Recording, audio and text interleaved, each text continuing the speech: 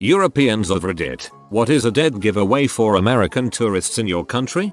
My great-great-grandfather was from Ireland. White socks. Ankle-high white socks with running shoes and shorts. Themed t-shirt. Baseball hat even when it's not sunny. Fanny pack. Then again, I saw loads of Brits like this in Florida. Maybe it's just the international uniform of tourists. Talking to people. I live in Sweden. We don't talk to people here. Unless you speak the language, there's not much you can do to hide where you're from. Just be American. You're exotic to us cause you sound like the TV.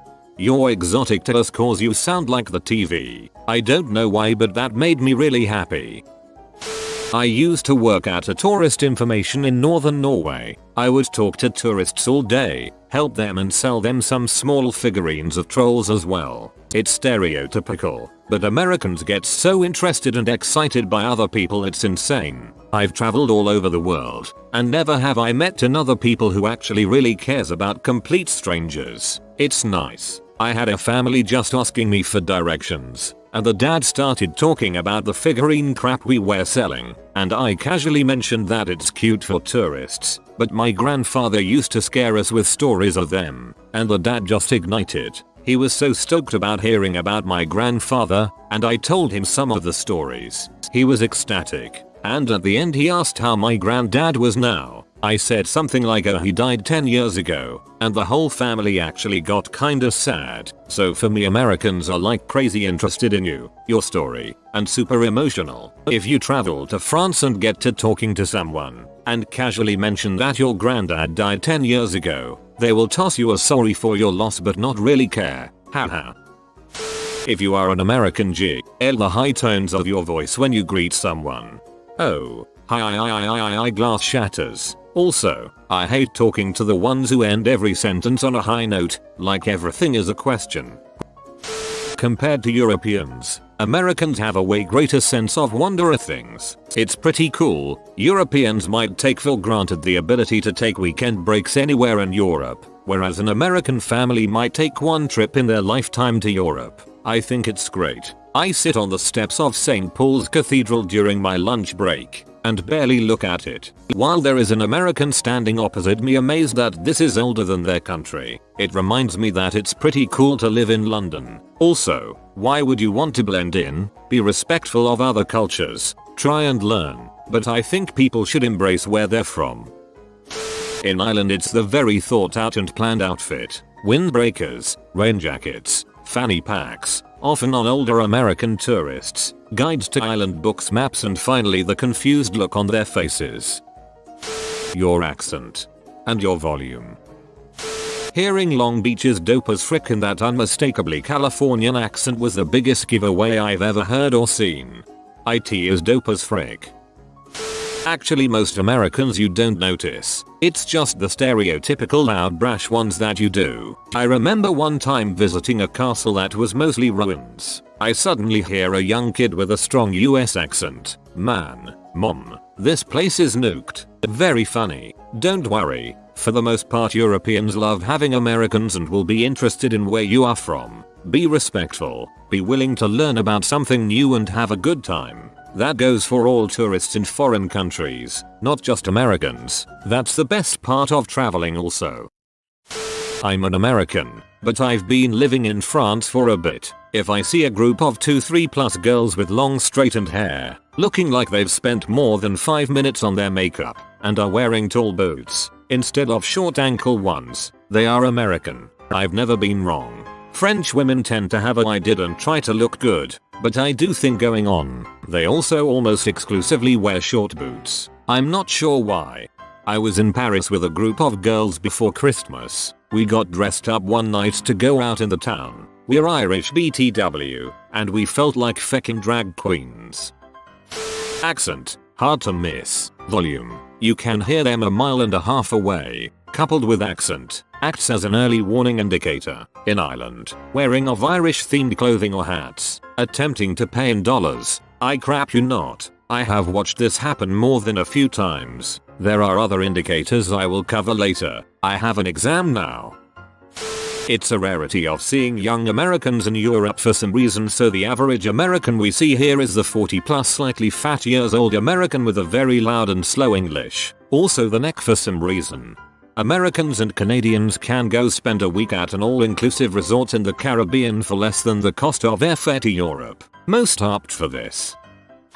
I experienced this while being a waiter in a fairly popular restaurant in Nuremberg, Germany. We had a lot of American tourists there ordering bratwurst and sauerkraut. You could always distinguish them from other tourists by the fact that they all seem to think all Germans are obliged to wear lederhosen all day and everywhere. It was hilarious how often I've been asked why I didn't wear them to work. It was a fancy place, so we all wore white shirts, black slacks. But that apparently made no sense to the Americans. That was the adorable thing. Far worse were the tourists that treated our waiting staff like they were retarded. I spent a part of my life in London, so I have basically no German accent while speaking English. Still, there were multiple occasions where Americans would immediately stop speaking in a normal voice when I came to their table and speak to me like one would with a kid. That's mentally handicapped. Even after I answered them in proper English, they would sometimes talk to each other normally and then addressing me like was handicapped again. Do not do that crap.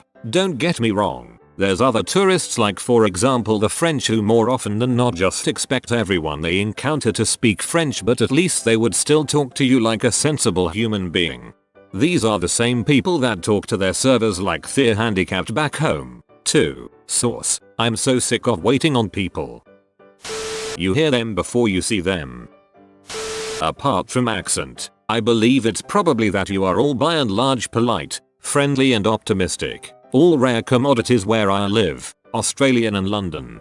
I always try to be open-minded and polite. If I'm in your country, have no idea what I'm doing and only have a loose grasp on the language, I'm probably already kind of a burden and nobody is going to show me any neat crap if I'm yelling and being a dong.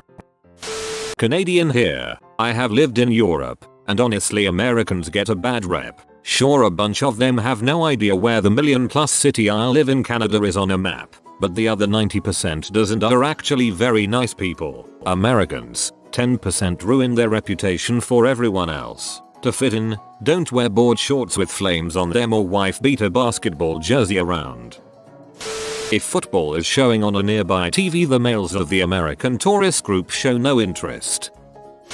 A major one once you get to actually talk to an American is how they treat Europe as a single entity. I'm in Europe and I need to figure out the European way to do things so Europeans will like me. Guess what? The things you learned in Amsterdam and Stockholm really won't hold up in, say, Portugal. Pretty much no one self-identifies as European. I know it's common on Reddit to start a question with Europeans of Reddit, but that's already a dead giveaway. European nations are not comparable to US states in this way. The cultural differences are much larger and people will take offense if you try to group them together as Europeans. If you're looking to blend in, start talking about individual countries. I don't think it's that we view Europe as a single entity. It's more that, when we travel to Europe, we typically visit several countries. If I'm taking a trip to England, France, and Germany, I say I'm visiting Europe. If I'm just going to France, I say I'm visiting France. I hope I don't be too rude, but once I saw a US tourist in a German McDonald's, and boy was he furious. He ordered exactly 20 packs of ketchup with his 3 burgers and needed to pay for them. In the US it seems normal to get ketchup and mayo for free as much as you like. Here you have to pay for the crap. So he was ranting about some euros he had to pay. But I have to admit he was pretty clever. He was arguing with the manager about the packet prices while eating the unpaid burgers. After he was finished he just left a confused manager with an empty tray behind the counter. Exactly. German confirmed. While on a trip I met a sweet young couple in a small bed and breakfast in Scotland. They were really nice and talkative and we chatted for quite some time. I think I instantly recognized them as Americans because they were just a bit too nice for me as a German. Don't jump on the grumpy German bandwagon, I think it's very exaggerated, but they were just so overwhelming happy, always grinning, giggling, that they just fitted perfectly in my American stereotype. Everything they visited was just great and awesome. It was really funny. So no fat and loud American tourist stereotype for me. It was really a nice cliche. Yelling. Does anyone here speak English? I had an American ask me if there were any hobbits in the city, or if they all lived out in the country. I couldn't for the life of me tell if he was kidding or not, so I told him they usually avoided the city as their foot hair gets stuck in escalators. New Zealand if hobbits didn't give it away. 95% sure he was joking. After all the negative comments, Americans are actually some of the nicest people to meet when you're abroad. I definitely agree with this. Every time I've spoken to American tourists in London, they have always been very friendly and lovely to speak to.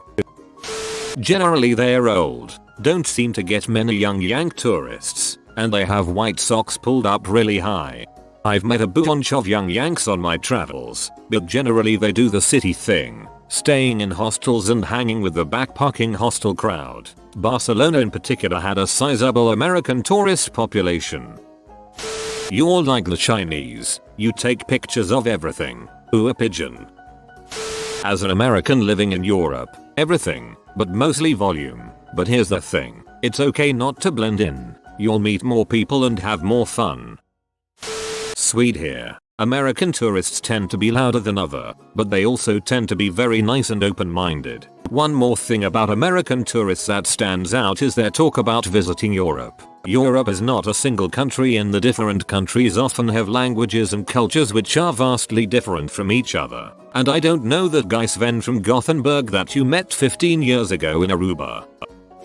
As an American 21yo who's been studying in Spain for the past few months, I've come to be able to accept the fact that I look American. T-shirts, shorts, boat shoes, and that people are going to stare at me on the metro no matter what I do. I've also come to be able to recognize other Americans off the streets. We just look different. It's hard to place why, but mostly from our very casual clothes. Spaniards dress rather formally. It sometimes bothers me when I feel obligated to put on something more than sweatpants just to go around to the corner store. Why can't I just wear gym shorts and flip-flops? Also, I can hear other Americans from across a plaza. I never realized we spoke so loudly. We don't mean to be obnoxious. That is just our normal level of speaking. I consider myself a rather quiet and low-key guy, but sometimes I'll be speaking and then feel very shocked at how loud I sound. My voice will boom across the entire metro, car or restaurant. I'm looking forward to returning to the States to see if everyone is actually just yelling at each other all the time. As for the limited language knowledge, I myself speak English and Spanish. I agree that, yes, Americans have invented many modern technology and therefore modern terms are English, but many cooking and political terms tend to be French and Italian, and legal terms are still Latin. So I don't think that's an excuse for people to know English. It would have more to do with the globalization of today's world paired with American innovation. I'm sorry if that sounds pompous. The biggest reason I think that Americans don't speak many languages, though, is that yes, English is pretty standard across the globe, but we just don't have any reason to learn another language. We don't come into contact with people who don't speak English in the States. Many immigrants, yes, but not populations of people. During my travels in Europe, I see people in, say, Madrid who are British, Italian, French, etc. Europeans like to be distinguished by their country of origin, but they do travel across Europe with the same no barrier policy as Americans can travel in between states. Europeans speak many different languages and they are all interacting with each other constantly. You travel over a mountain and all of a sudden the language is completely different. I can't imagine going from New York to Chicago and all of a sudden everyone speaks some different Germanic or Romanic language. If the US had never gone through the Louisiana Purchase, or had lost the Spanish-American War, maybe there would be a general knowledge among the populace of French or Spanish. This is a lot to read. I just felt the need to add my 2 cents. Goodjob.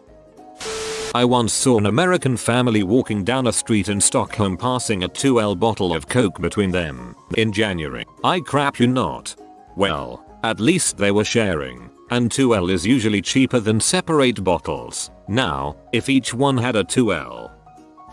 Till that Europeans think America is completely comprised of baby boomers. Well, from the looks of it they're the only ones with the money to afford a trip to any country in Europe. Remember that the tax is included on the price tags menus. You have been visited by the money bird. It'll bring you good fortune, but only if you subscribe in 42 seconds or less. If you are new to the channel, you can subscribe. I publish new videos every day. Until then, check another video, or don't. Either way, have a great day, you magnificent people.